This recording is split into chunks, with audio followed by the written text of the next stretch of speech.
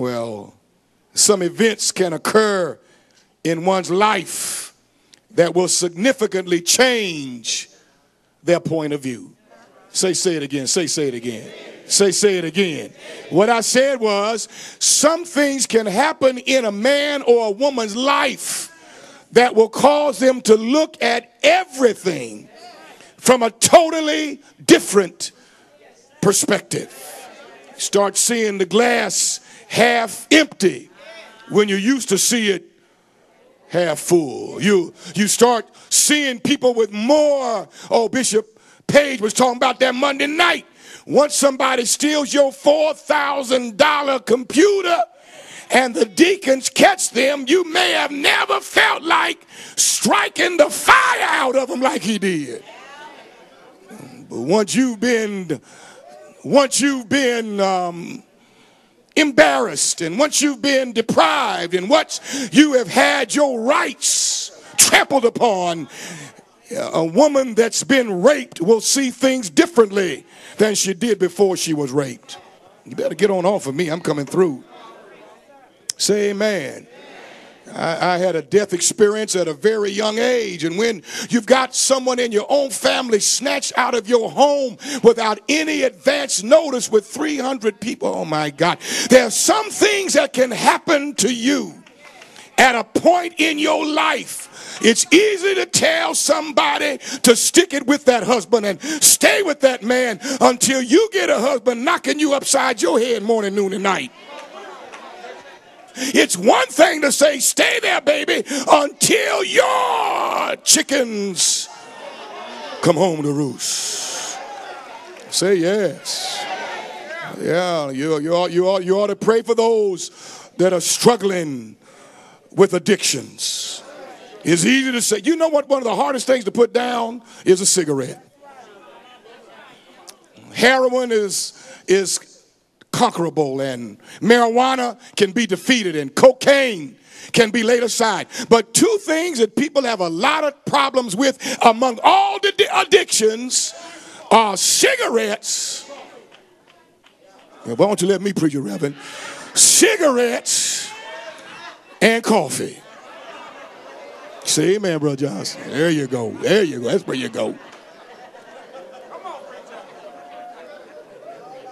You're talking about they ought to put that nasty thing down. But when you have had an addiction that hollers at you and screams at you, amen, I'm praying for these lesbians. I know they want to bash the lesbians. They want to bring the fire of God down on the homosexuals. Lord, help the holiness preacher. They want to take the bis and the bays and put them in a class all by themselves. But before you tell them they're going to hell and there's no redeeming quality in their life, you need to let them know in no uncertain terms there is a God of love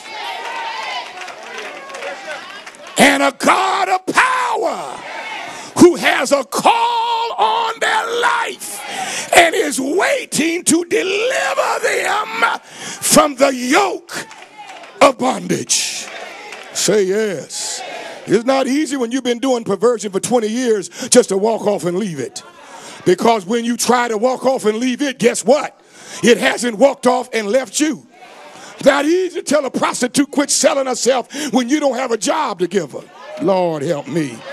You're not going to feed her babies, and she doesn't have any training. That's the only job she has. Should she keep on doing it? No. But what you must understand is when you've had an encounter that others have not had, it surely helps when the saints can at least say, I'm praying for you. I want you to hold on. Hold your head up. Don't feel like you're still bound. God can bring you through. Let me try to help you. Let me help you with those babies. Let me buy you a dress. Let me put some food on your table. For the same God that is keeping me is able to make a way for you. Say yes. And nothing compares with the change that occurred in the life of Abraham. after he went to Mount Moriah. Changes everything when you've been told to sacrifice your only son.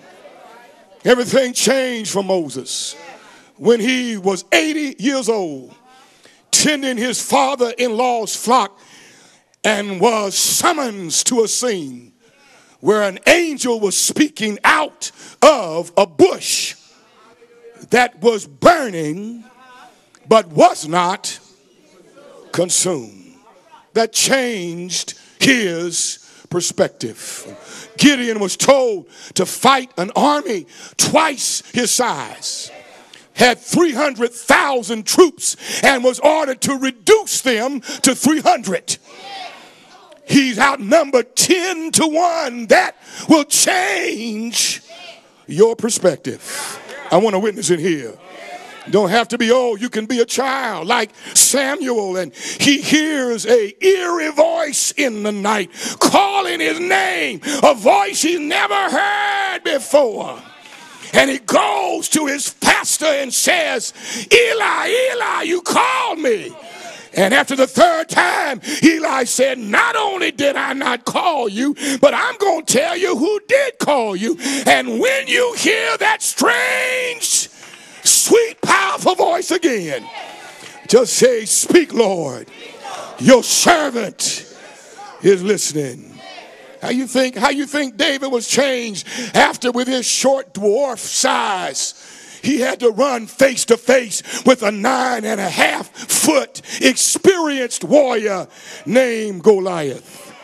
How do you think Ruth felt after her husband was gone and her mother-in-law would not let her leave, and she ends up in the field and finally at the feet of Boaz saying, all I need, somebody to cover me as my kinsman redeemer.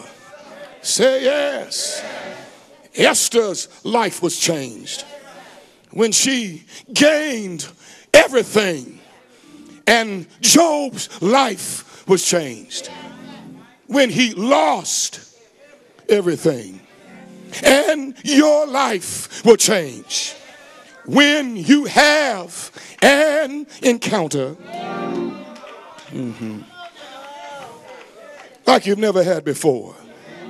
What do you do when you have an encounter that confirms for you, I'm coming in now, that there is a different kind of call on your life? I know it's almost time to finish this thing, but ask somebody, when did you get your call? No. I don't mean the call to the gravy train. I don't mean your call to the supper. I don't mean to be called in the military service. I don't mean to be called to your honeydew or your sugar daddy or your little sweet pea. You know, y'all have some numbers that, some rituals and some patterns, but I'm not talking about being called to Lover's Lane. I'm not talking about being called to work overtime. I'm not even talking about being called to be ordained in the ministry. But if I may share with you, there's a calling that's upon your life that was upon you before the world began. Say yes, Lord. I think part of the desperation that we have now in the lives of so many saints, let me cut across, is the fact that we live in such a joyless culture. If you notice, we have plenty of opium, we have plenty of heroin, we have plenty of illicit drugs, because with all of the battles in Afghanistan and Iraq, one crop that's hardly been touched is the opium crop. And you can't expect that to be touched because there are too many billions of dollars that come into the United States, particularly in the inner cities that are populated with people of color, where they are trying to find a way to survive survive in a joyless world. And since that is the number one commodity on the planet, you can be sure it will only be Jesus Christ that will stop that flow, because we will satisfy by any means necessary a world that is dying for lack of joy. Say yes.